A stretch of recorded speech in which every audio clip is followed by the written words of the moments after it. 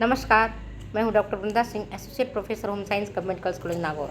आज मैं आपको रासायनिक विशेषताओं, केमिकल कैरेक्टरिस्टिक्स ऑफ रेयॉन के बारे में बताऊंगी। पिछले वीडियो में मैंने आपको फिजिकल कैरेक्टरिस्टिक्स ऑफ रेयॉन बताया था। रेयॉन कितने प्रकार के होते हैं, रेयॉन का आविष्कार सबसे पहले कब हुआ था, किसने किया था और रेयॉन का आविष्कार किस तरह से किया गया था, तो इसके बारे में चर्चा किया था।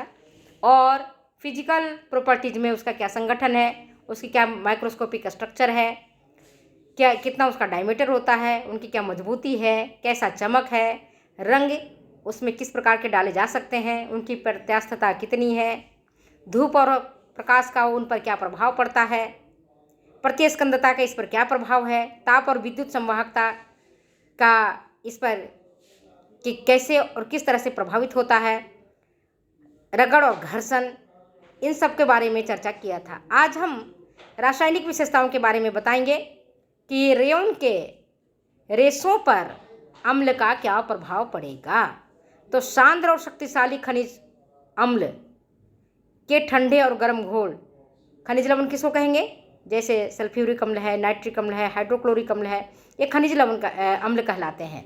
और इनका प्रभाव रेयन पर बहुत ही खराब पड़ता है।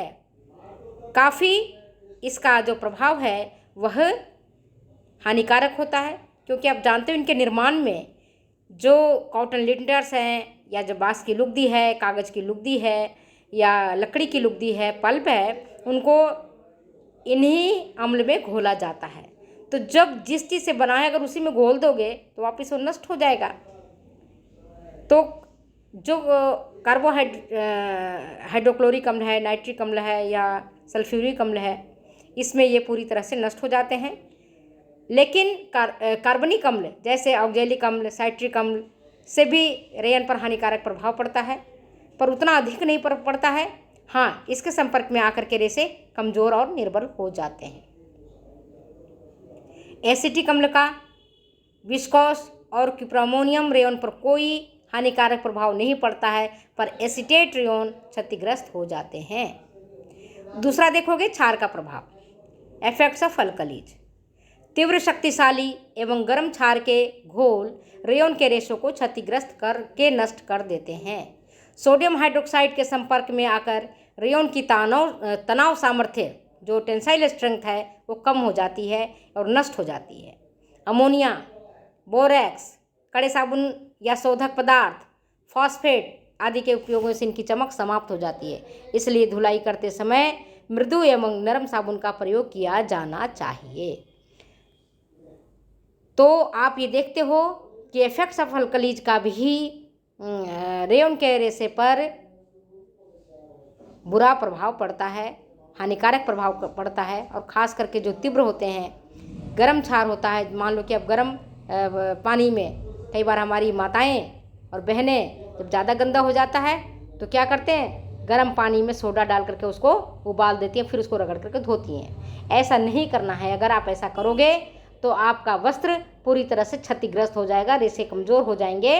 इसलिए ऐसा नहीं करना है। ऐसा केवल आप जो है ना सूती वस्त्र में ही कर सकेंगे, क्योंकि सूती वस्त्र में गर्म क्षार को सहन करने की शक्ति होती है। इसलिए आप चाहे बेडशीट हो या आपके बच्चे के पोतड़े होते हैं या जो भी आपका सूती का कपड़ा होता है, किचन का तौलिया होता है, उसको आप गर्म पानी में साबुन से या सर्फ से रगड़ करके धो सकते हैं। लेकिन अगर यही काम आप रेयॉन के साथ करेंगे तो रेयॉन पर उसका हानिकारक प्रभाव पड़ता है।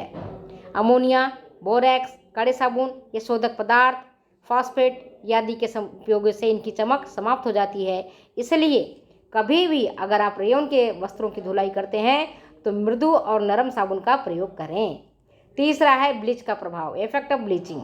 सूती वस्त्रों के समान ही रेयॉन वस्त्रों में हल्के मृदु ब्लीच जैसे सोडियम हाइपोक्लोराइड, हाइड्रोजन पेरोक्साइड का उपयोग किया जाना चाहिए। अगर आप कठोर और बहुत ज़्यादा ऐसा ब्लीच का उपयोग करेंगे तो जैसे ब्लीचिंग पाउडर है, अगर उसका उपयोग करेंगे तो वहाँ से जहाँ से आपने उसका उपयोग किया है वहाँ से रेसे तो निर्भर हो जाएंगे, हो सकता है कई बार फट भी जाएं और रंग भी वहाँ से उड़ जाएगा। इसलिए ब्लीच का भी इस पर प्रभाव पड़ता है। तो काफ़ी जो आपके कठोर हैं या हार्ड ब्लीच है ऐसा उपयोग नहीं करना चाहिए।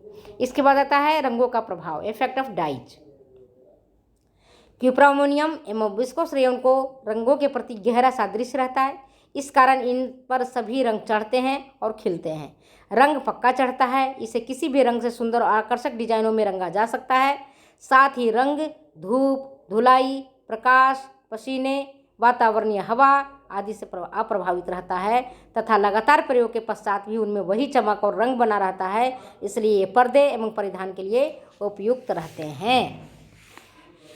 इसके बाद एसीटेट रेयन को रंगना कठिन होता है क्योंकि इसकी अवशोषकता अत्यंत कम होती है। इस पर सभी रंग न तो चढ़ते हैं और न ही पक्के रहते हैं।